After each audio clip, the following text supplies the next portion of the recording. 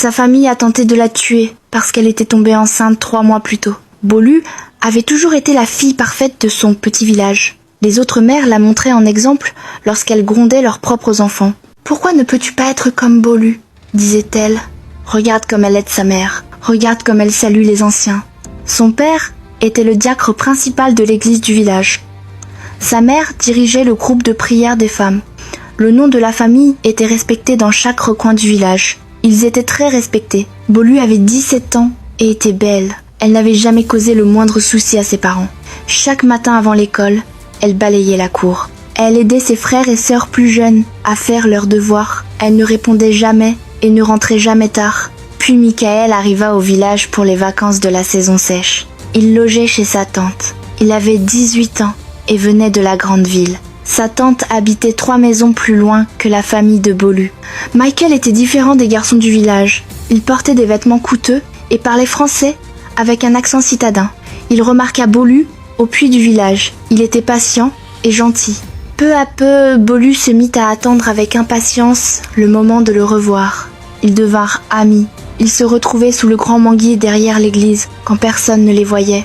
Les semaines passèrent rapidement. Ils se tenaient la main lorsqu'ils marchaient dans la brousse. Ils s'embrassaient sous les étoiles lorsque le village dormait. Une nuit, derrière l'ancien bâtiment de l'école, ils allèrent plus loin que jamais auparavant. C'était la première fois de Bolu. 2 semaines plus tard, Michael repartit en ville, promettant des lettres qui n'arrivèrent jamais. 3 mois plus tard, Bolu se réveillait malade chaque matin. Ses règles s'arrêtèrent. Son corps changea. Elle était enceinte. Elle cacha d'abord la vérité, mais sa mère finit par s'en rendre compte. Lorsque son père l'apprit, il la gifla pour la première fois de sa vie. Elle avoua que Michael était le père, mais il était parti et ne la reconnaîtrait jamais. Sa famille devint froide. Son frère l'ignorait. Sa grand-mère refusait de la regarder. Ses parents décidèrent que la grossesse devait être interrompue. Ils la menacèrent, la supplièrent, l'enfermèrent même. Mais Bolu refusa.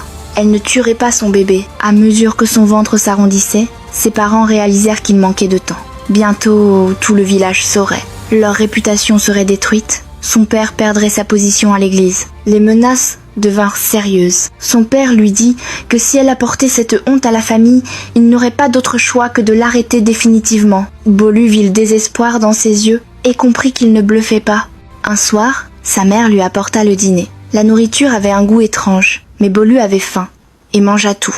En moins d'1 heure, elle se sentit étourdie et somnolente. Ses paupières devinrent lourdes et elle ne put les garder ouvertes. Lorsque Bolu se réveilla, elle était allongée sur une natte. Dans une hutte inconnue, ses mains étaient attachées derrière son dos.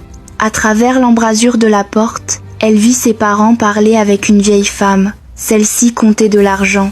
Il l'avait amenée là pour un avortement forcé. Bolu se réveilla, elle était allongée sur une natte. Dans une hutte inconnue, ses mains étaient attachées derrière son dos.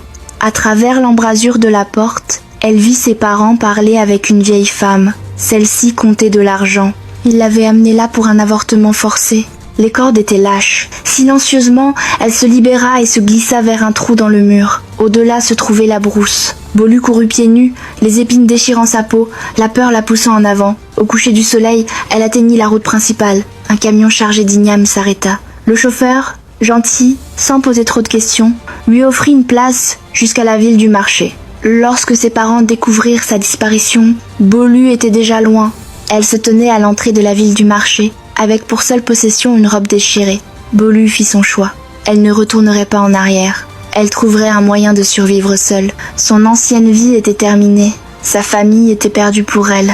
Mais son bébé était toujours en vie, et c'était désormais tout ce qui comptait. Au début, elle pensa trouver la sécurité dans le tumulte des commerçants et des acheteurs. Mais le marché ferma ce soir-là, et elle n'avait nulle part où aller. Lorsque les dernières lanternes s'éteignirent, les rues devinrent silencieuses. Les premières nuits, elle dormit sur des vérandas et sous des hangars, serrant son ventre contre le froid. La faim la dévorait.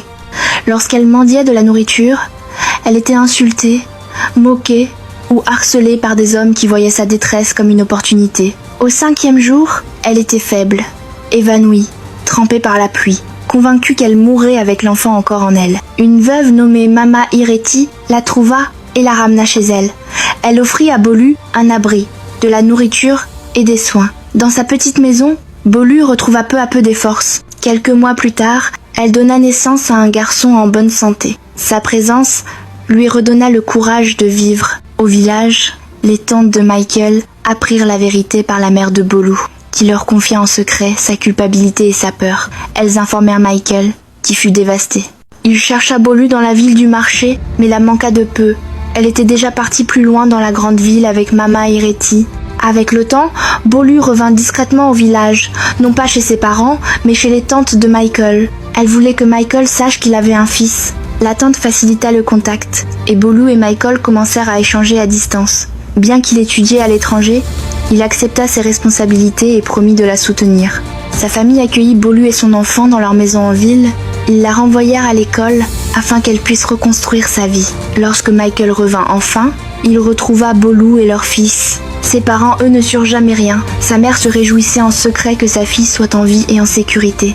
Plus tard, Bolu retourna chez ses parents avec Michael et son enfant, espérant se réconcilier. Mais son père resta inflexible, affirmant qu'elle avait apporté la honte à la famille. Bolu s'excusa pour le déshonneur causé par ses choix, mais rappela qu'elle avait elle aussi été victime, ayant failli perdre la vie de leurs mains. La fracture ne fut jamais réparée.